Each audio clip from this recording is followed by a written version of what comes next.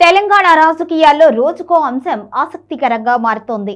నిన్న మొన్నటి వరకు ఉప ఎన్నికల హోరుతో ఇంట్రెస్టింగ్ గా ఉన్న పాలిటిక్స్ ఇప్పుడు ఫిరాయింపు ఎమ్మెల్యేల ఇష్యూతో మళ్లీ ఉత్కంఠగా మారింది. పార్టీ ఫిరాయింపు ఎమ్మెల్యేల అంశం ఎటూ తేల్చకపోవడంతో సుప్రీం స్పీకర్ పై సీరియస్ అయింది. స్పీకర్ పై కోర్టు ఆగ్రహం వ్యక్తం చేయడం అనేది రాజకీయాల్లో చర్చనీయాంశంగా మారింది. పార్టీ ఫిరాయింపుల అంశం విషయంలో తెలంగాణ స్పీకర్పై సుప్రీంకోర్టు ఆగ్రహం వ్యక్తం చేసింది. పార్టీ ఫిరాయింపు ఎమ్మెల్యేలపై ఇప్పటి వరకు ఎందుకు చర్యలు తీసుకోలేదో సరైన వివరణ ఇవ్వాలి అని ఆదేశించింది. నోటీసులు సైతం జారీ చేసింది.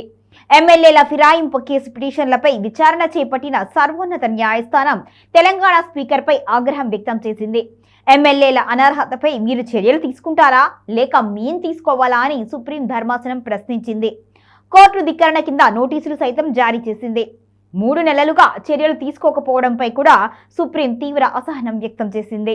సుప్రీంకోర్టు నోటీసులపై స్పందించిన స్పీకర్ కార్యాలయం వివరణ కోసం 8 వారాల సమయం కావాలి అని కోరింది. 8 వారాలపై సర్వోన్నత న్యాయస్థానం అభ్యంతరం తెలిపింది. మరో 4 వారాల గడువు ఇస్తున్నాము అని పేర్కొంది. ఈలోగా ఫిరాయింపు ఎమ్మెల్యేల విచారణను పూర్తి చేసి నివేదిక సమర్పించాలి అని సుప్రీం ధర్మాసనం స్పీకర్ గడ్డం ప్రసాద్ను మందలిస్తూ ఆదేశాలు జారీ చేసింది.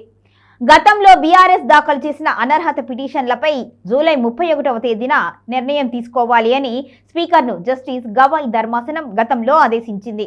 అయితే వివిధ కారణాల వలన నిర్ణయం తీసుకోవడం స్పీకర్ కార్యాలయానికి సాధ్యం కాలేదు. దీంతో స్పీకర్కు మరో 2 నెలల గడువు ఇవ్వాలి అని కోరుతూ రాష్ట్ర శాసనసభ కార్యదర్శి భారత సర్వోన్నత న్యాయస్థానంలో పిటిషన్ దాఖలు చేశారు.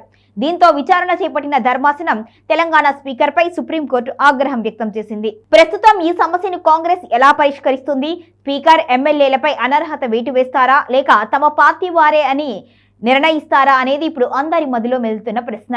జూబ్లీహిల్స్ ఫలితాల అనంతరం నిర్ణయం తీసుకోవడం కోసమే ఇంతకాలం జాప్యం చేశారు అని పలువురు విశ్లేషకులు అంటున్నారు. అయితే ఫలితాలు అధికార పార్టీకి అనుకూలంగా వచ్చాయి కాబట్టి ఒకవేళ కొందరిపై చర్యలు తీసుకునే అవకాశం ఉన్నట్టుగా కూడా చెబుతున్నారు. మొత్తానికి ఫిరాయింపు ఎమ్మెల్యేల్లో కొందరు తాము పార్టీ మారలేదు అని కేవలం నియోజకవర్గ అభివృద్ధి కోసమే సీఎంను కలిశాము అని చెప్పారు. వారు మినహా మిగిలిన మరికొందరు ఎమ్మెల్యేలు ఎటువంటి కారణము చెప్పలేదు. వారిపై వేటు పడే అవకాశం ఉన్నట్లుగా మరికొందరు పొలిటికల్ పండిట్స్ చెప్తున్నారు. స్పీకర్ కాంగ్రెస్ అధిష్టానం ఆలోచనల మేరకు నిర్ణయం చెప్పినా కూడా కోర్టు దానిపై రివ్యూ చేసే అవకాశం ఉంటుంది. ఆ సమయంలో కోర్టు అసంతృప్తి వ్యక్తం చేస్తే ఫిరాయింపుల విషయంలో తుది నిర్ణయం కోర్టుదే అవుతుంది. అనర్హత వేటు వేస్తే ఆయా స్థానాల్లో ఉప ఎన్నిక అనివార్యం. మాగంటి మరణంతో సంభవించిన ఒక ఉప ఎన్నికే ఎంతో కాస్ట్లీగా మారింది. ఇక స్పీకర్ నిర్ణయంతో ఏ ప్రాంతాల్లో ఉప ఎన్నిక వస్తుంది, వాటికి మరలా ఎంత ఖర్చు అవుతుంది అనేది కూడా కాంగ్రెస్ శ్రేణుల్లో అంతర్గతంగా చర్చిస్తున్న అంశం.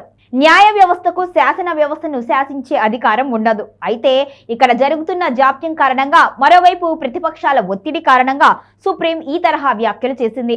ఒకవేళ ఇచ్చిన గడువులోగా స్పీకర్ నిర్ణయం తీసుకొని పక్షంలో సుప్రీంకోర్టు ఎమ్మెల్యేల విషయంలో చర్యలు తీసుకునే అవకాశం ఉంటుంది. అయితే శాసనసభలో స్పీకర్ అధికారానికి గౌరవం ఉన్నప్పటికీ ఆయన రూలింగ్ రాజ్యాంగ విరుద్ధంగా లేదా చట్టానికి విరుద్ధంగా ఉన్నప్పుడు న్యాయ వ్యవస్థ జోక్యం చేసుకొని చర్యలు తీసుకునే అధికారం ఉంటుంది.